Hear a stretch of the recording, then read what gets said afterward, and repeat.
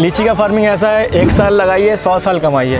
ये प्लांट जो है 100 साल जिंदा रहेगा। ये बिजनेस ना 1000 का है ना लाखों का, ये करोड़ों का बिजनेस है। जो भी फार्मर है लगाएगा, आज लगाएगा 5 साल बाद वो ज़मीन से आसमान में उड़ जाएगा। पहले के टाइम पे जो प्लांट था वो बीज से रेडी होता था, तो उसको फल देने में लगभग 5 साल 7 साल लग जाता था। तो आज के टाइम पे ग्राफ्टिंग प्लांट्स आ गए हैं। उसको लगाने के बाद आप 2 साल बाद आपको इसका पहला प्रोडक्शन ले सकते हैं। 4 से 5 साल के बाद आपको इस 50 से 70 केजी के आसपास आपको इसका उत्पादन मिलेगा। मेरा 50 केजी अगर उत्पादन आएगा एक प्लांट से, तो मैं अगर 200 प्लांट लगाया, 120 से अगर मैं करूँगा तो लगभग आपको 5 साल के बाद 12 लाख का इनकम आएगा।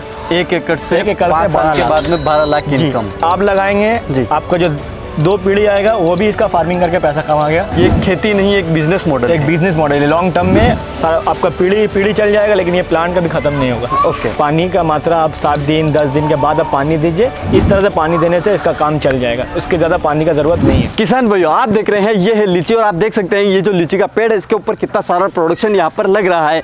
किसान भाई, आज के इस वीडियो में हम बात करने वाले हैं लीची की फार्मिंग के बारे में। यदि आप लीची की फार्मिंग करते हैं तो प्रति एकड़ आप लगभग 10 से 15 लाख रुपए तक की अर्निंग कर सकते हैं। तो चलिए शुरू करते हैं आज के इस वीडियो को और जानते हैं लीची की फार्मिंग के बारे में कि किस तरीके से आप इसकी फार्मिंग को कर सकते हैं। नमस्कार सर। नमस्कार सर। सबसे पहले तो आपका वेलकम हमारे चैनल में। और जो किसान भाई आपको देख रहे हैं, थोड़ा सा आप उन्हें अपना परिचय कराइए। मेरा नाम शाहनवाज है, मैं वेस्ट बंगाल से हूँ। मैं फार्मर टीम नर्सरी से हूँ। हमारा नर्सरी जो है वो वेस्ट बंगाल नॉर्थ 24 परगना में पड़ता है जी। तो आज के इस वीडियो में आप कौन सी फार्मिंग हमारे किसान भाइयों को दिखाने वाले हैं, सबसे पहले थोड़ा सा उसके बारे में बताइए। आज हम लोग लीची का फार्मिंग का दिखाने वाले हैं। इतना बड़ा फार्मिंग अपना लाइफ में आज तक अपने कभी नहीं देखा होगा। इस तरह का आज हम लोग आपको दिखाने वाले हैं। ओके।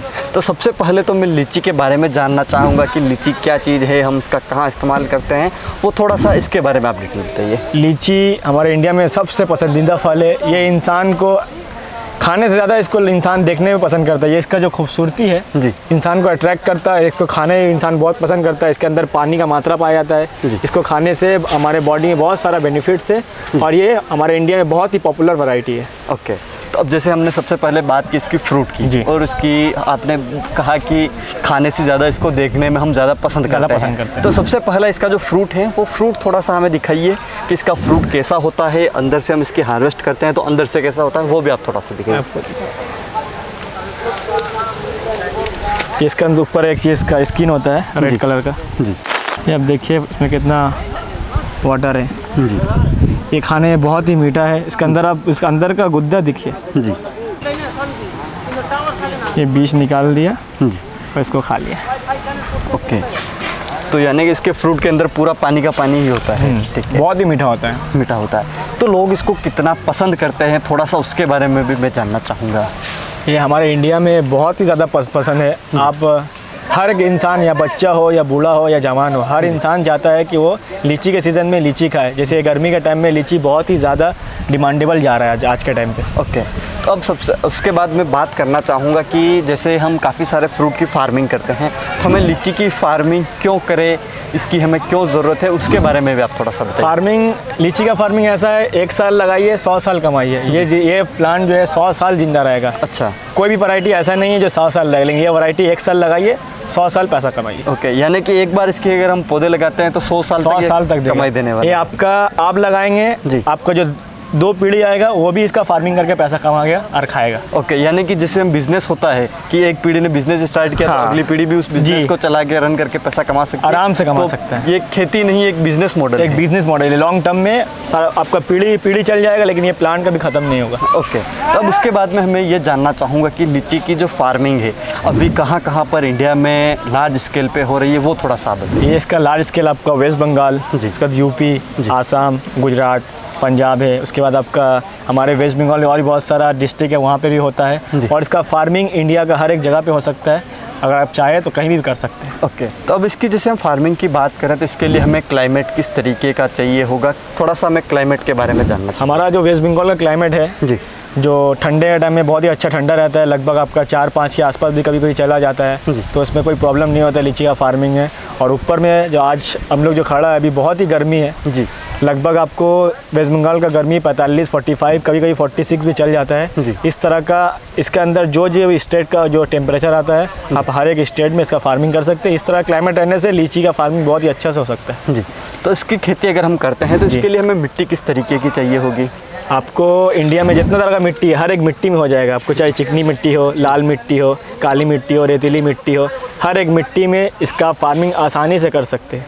ओके, तो मिट्टी की तो ये बात हुई जी। अब मैं उसके बाद में ये जानना चाहूँगा कि अगर हम इसकी खेती करते हैं तो हम खेत की तैयारी किस तरीके से करेंगे, वो थोड़ा सा आप मुझे बताइए। अगर आपका ज़मीन है उसको आप अच्छे से जुताई कर लीजिए। उसके बाद जुताई करने के बाद लेवलिंग करते हैं। लेवलिंग करने के बाद आप गड्ढे खोदिए। 15 बाई 15 का डिस्टेंस में आपको गड्ढा खोदना है। गड्ढे खोदने के बाद आपको हर एक गड्ढे में वर्मी कंपोस्ट, उसके बाद आपको काऊ डंग, नीम का खली हुआ, सरसों का खली हुआ, ये सब का पाउडर, उसके बाद आपको बोन मील, उसके बाद अगर आपके पास कुछ हल्दी है वो आप थोड़ा सा इस्तेमाल कीजिए। इस तरह को सबको एक मिक्स करके एक मिक्सचर बनाकर हर एक गड्ढे में डालना है और डालकर आप ज़मीन को 10 से 15 दिन छोड़ दीजिए।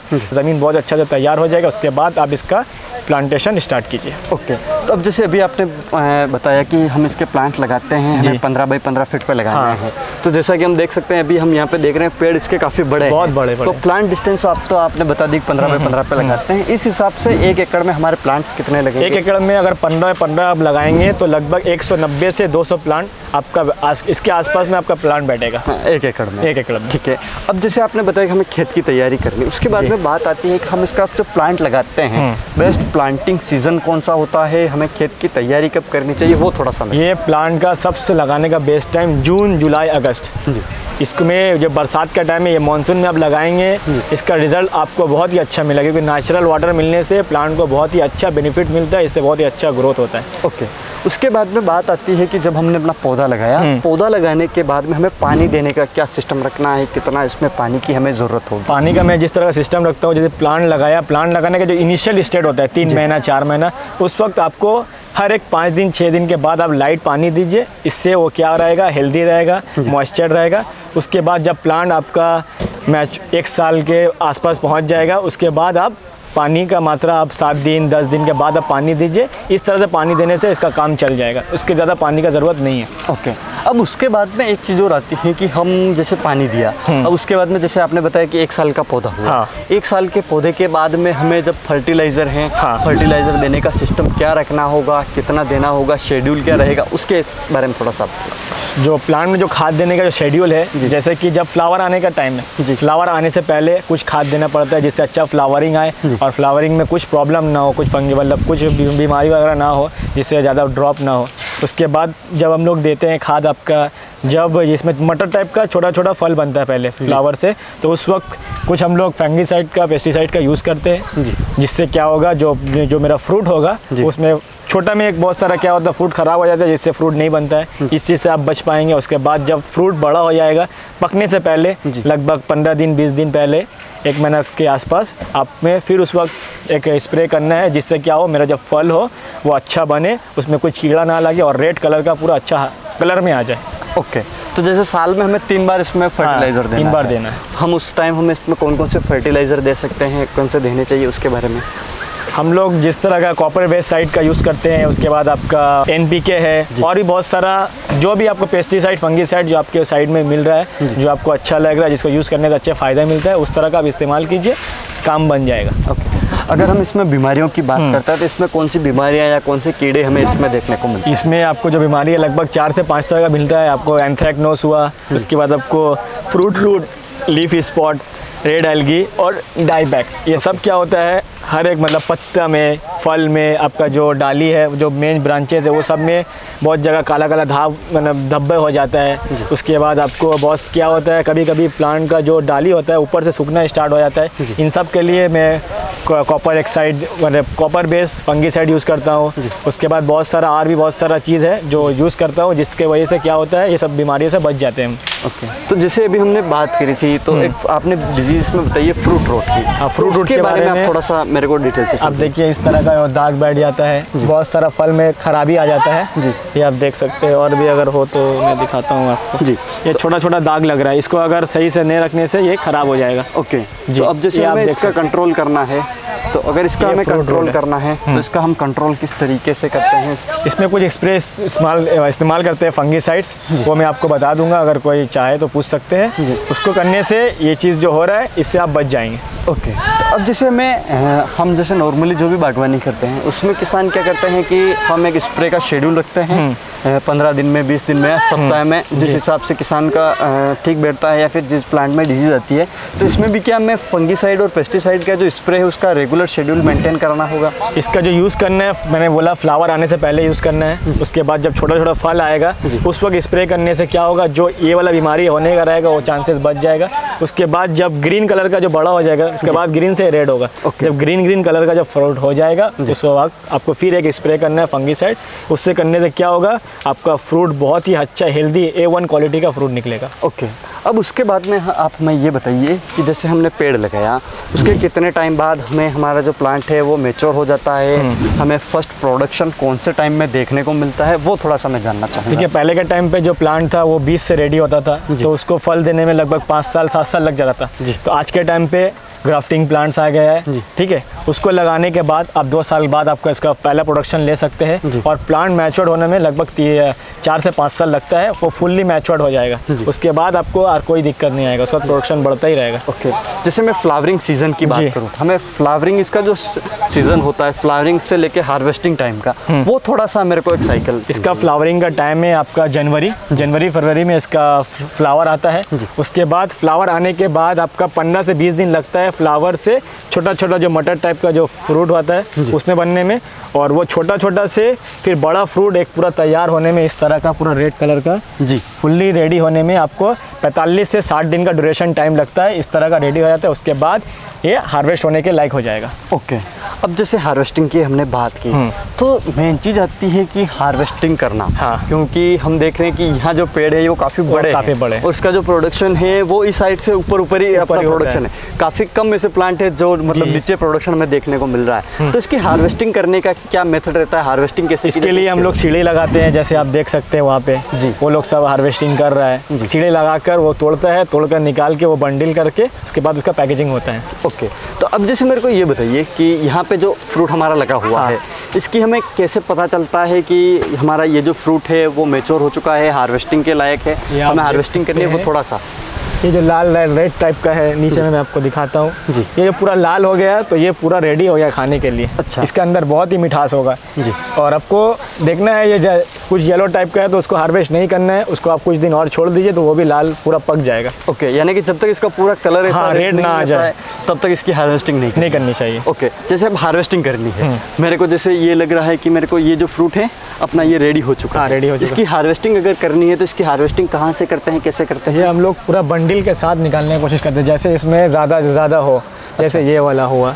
ओके, तो पूरा ये एक बार में पूरा डाली के साथ टूटेगा। ओके, यानी कि मतलब इसकी जो हार्वेस्टिंग होगी पूरी की पूरी एक फ्रूट यहाँ से हार्वेस्टिंग नहीं होगी? नहीं, पूरी डाली बननी है वो पूरी टहनी एक साथ में आप डाली में तोड़ेंगे तो ज़्यादा रेट मिलेगा। अगर आप एक पीस करके बेचिएगा, अगर करके देंगे तो वो खुजरा हो जाएगा, इसके लिए आपको रेट कम मिलेगा। तो इसलिए जो हार्वेस्ट करते हैं हम लोग कोशिश करते हैं कि बंडल में ज़्यादा 10-12 गुच्छे वाला हो, जो टूट गया उसको निकाल देते हैं, बाकी सबको रख के मतलब बंडल बन। जैसे हमने देखा है जहाँ पे पैकिंग हो रही है वो पूरे बंडल बन उसको मतलब पैक कर रहे हैं बॉक्स में। तो जैसे अब मैं थोड़ी सी ये प्रोसेस जानना चाहूँगा कि यहाँ से हमारी हार्वेस्टिंग हुई, हार्वेस्टिंग के बाद जो पैकिंग तक की प्रोसेस होती है वो क्या प्रोसेस रहती है? ये मैंने आपको बताया, ये जब बंडल में निकलता है तो बंडल के बाद एक बंडल 40 पीस का बनता है। अच्छा, 40 पीस में 1 kg होता है। अच्छा, एक एवरेज वेट है। तो 40 पीस का एक बंडल बनता है। बंडल बनने के बाद वो पैकेजिंग होता है और पैकेजिंग होके वो बॉक्स में पैक होके वो माल चला जाता है। ओके जी, तो ये तो बात हुई अपनी पैकेजिंग की।